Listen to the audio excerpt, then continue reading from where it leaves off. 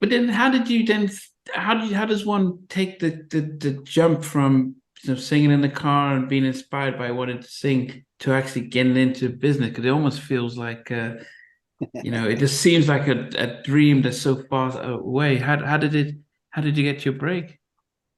Um, it's funny. I was just graduated high school, Mhm. and I went to high school with Denzel Foster, which is the team of Foster McElroy, Okay, yeah. which was Tommy and Denny, Foster McElroy. They produced In Vogue, They Tony, invoked Tony Tony, Tony. Yeah, Club Nouveau, yes. they did Club Nouveau, They and were all that. part. Yeah. Yeah, see, I went to high school. I was like coming into high school as he was exiting high school. Oh, So we'd be on the bus. We both play basketball. So we on the bus. I'm this freshman. He's a senior. And on the bus rides back, kids just acting and I would be singing and doing stuff on the bus. And he'd be like, man, you got a voice on you. He said, I plan on, when I get out of school, I plan on getting into music and production. And I say, hey, if you do, call me. Now, this is, this was ninth grade versus him getting out of, when I got there, he's leaving. Go through the whole high school. I'm singing, I'm doing all kind of stuff in high school. Of course, you sing to the girls and all kind of different things like that. yeah. I'm getting ready to go to UC Davis, which they had Black Family Day. Just graduated. And I get a call. And I was just telling somebody, I said, man, I heard Denny been, we call him Denny. Denny's been doing music and all this kind of stuff. And I said, man, he said he was going to call me when he started doing music. Now, mind you, this is when Rumors had just came out. It was on the radio. Oh, yes, yes, yes, yes. And I heard that he was part of it. I'm like, oh, man. And then to find out Mike Marshall was a guy that I grew up with in Berkeley. He was a couple of grades older than me, just like Denny, was the guy that was doing the song. And I'm like, oh, that's Oh, totally. he was in Timex. Yes, Mike Marshall was the voice that you hear on Rooms in Timex. Oh, wow. So I'm thinking, how did Denny hook up with Mike? You know what I mean? I'm like, oh, he said he's gonna call me. Now back to me leaving. It's 90 degrees. I'm about to head up to Davis to Black Family Day where the colleges have all these big barbecues. I'm thinking party, women, club, the whole thing. I get ready to walk out of the door. The phone rings. Now I'm fresh out of high school, so I'm still living at home. So it could Yeah. be anybody. It's not like now they calling for me on my phone. It was the house phone, you know what I mean? So I'm looking like, man, I'm not answering that. I'm about to walk out the door. But then something told me, what if his mom called and want you to do something before you leave, right? I Yeah. go answer the phone. It's Denny. Wow. I go, hello? He goes, what's up, man? And the first thing I say is, man, I thought you said when you started doing music before I even said congratulations or anything. I said, man, I thought you said when you first started doing music, you was gonna give me a call. Blah, blah. He said, that's why I'm calling you now, fool. And I said, oh, what's up? He said, Wow. check this out. What you doing Monday? I said, nothing. He I said, thought you said you were going congratulations. to college. Huh? I thought you said you're going to UC Davis. I was getting ready to go UC Davis to go, but I answered the phone before I left. Yeah, yeah, And he okay. said, what are you doing Monday? And I said, nothing. He said, I'm gonna come up there. We're gonna go by a friend of mine's house, go by my mom's house, and I want to try you out on a song that we're thinking about going in the studio to do. So now I'm like, what? Oh yeah, okay. After I just wrote him about that. So Monday comes, we go by. He brings this guy. I didn't know who he was. He's, kind of a short guy, and I didn't know who he was. And we get there, and he goes, "Hey, say this and say that." So um, I did the audition. Basically he was auditioning me, you know, for the song. So I did it, and then the other guy, which turned out to be Jay King at the time, he's Oh, like, "Okay, what about this? What about this song?" Because him and Denny were working together at the time, and so I did the other song. So they looked at each other and it was like, "Okay, okay, okay." All right. So yeah, man. Thanks. I'm telling Denny. Okay. Denny said, "Well, man, I'm gonna give you a call, let you know. Blah blah blah." So he called me the next day. He said, "Hey, Friday we're going in the studio." I said, "Studio." I had never been to recording studio at that time. I'm like, "Okay, cool. Where we going? And what we doing?" He said, "Remember the song we tried you out on? We're gonna do that." So we go to the studio that Friday in Alameda, and we record "Jealousy." The following week, we record "Situation Number 9." While we're recording "Situation Number 9," because I didn't know what they had in the works already, but because of the success of Rumors, they were working with Warner Brothers with Benny Medina at the time. yeah, So as soon yeah. as we finished "Jealousy," I thought, okay, we finished "Jealousy." Okay, well, I'm thinking we're just doing songs. As we started on situation number 9 the following week, I'm on my way to the studio and Jealousy's on the radio. As I'm driving to the studio, I'm like driving the car, like, that's my voice.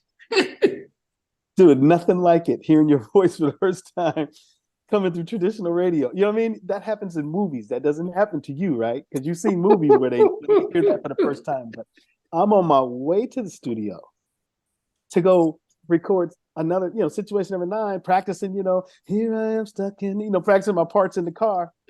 And also I hear, I can't tell you why these things continue. I don't need jealous. I'm like, what? Wait a minute. There was no cell phones. Who do you tell? Because like right now, right? You'd be like, man, pick up the phone. Yeah. You're recording yourself. You almost don't know what to do. You're just driving.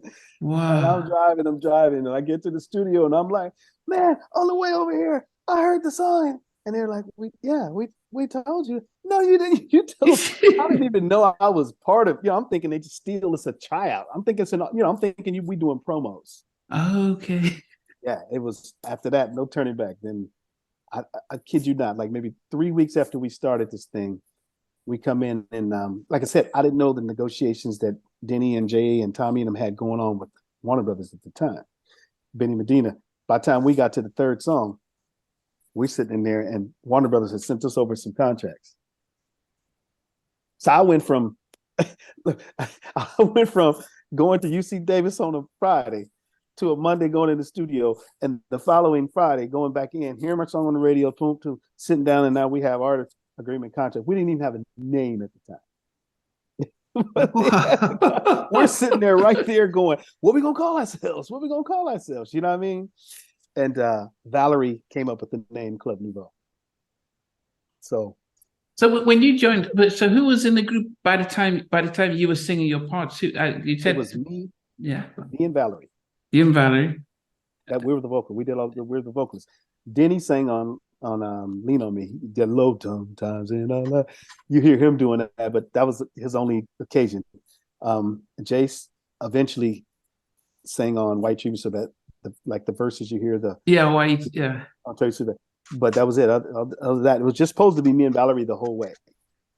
But we needed a real baritone bass voice on Lean on Me, so that's why you hear Denny going, son. We're all doing it, but he's the baritone. Okay.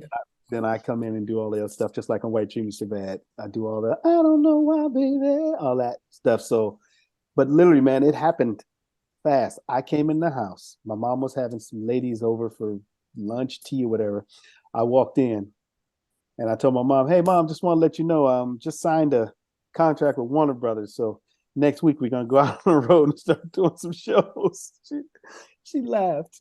She thought you were joking. She thought I was joking. Her girlfriends, everybody laughed. They cracked up. They looked at me. They said, "Boy," my mother said, "Boy, get on out of here." You tell me. I said, "Okay, no, seriously, I'm telling the truth, Mom." And my dad came in and she said, "Hey, talk to your son. He's talking crazy." I said, "What?" I said, "No, I was just telling her. I just signed a contract with one of us, and I'm going out." My dad said, "Boy, come sit down, go grab something so we can get ready to eat." Nobody believed it. It was just boop. I come from a family of jokesters, so they thought I was joking. And until that following week, they saw the plane. Back then you had the hardcore tickets. Yeah. They'd overnight them to you through, what was it? I forgot I don't know if it was FedEx or whatever they used to use back then. It wasn't until that things came to the house and I had to sign for them and it opened them tickets up. They're like, "Are you sure?" They did not believe it, man. It happened that fast. I'm talking about it seemed, when people say it was overnight, because I didn't go through the process singing with all these different bands. Guys that tell you, man, since I was 7, 8 years old, me and my boys was in the garage jamming every day. I didn't do all that. You know what I mean? I was still singing in my father's quartet group at that time. You know what I mean? And it went strictly from that to that. That's why I said nobody can tell me that God ain't real. Yeah. Because you ask for something, yeah, and He'll give it to you. You just got to be ready when it happens. Well, hey, thanks for watching. Really appreciate it. If you loved what you watched, There's over 100 artists that we've interviewed, so please check out the videos. Remember to like, share, how not unsubscribe, but better still, become a member of Halftime Chat and get exclusive videos ahead of time. But thanks for watching. Take care.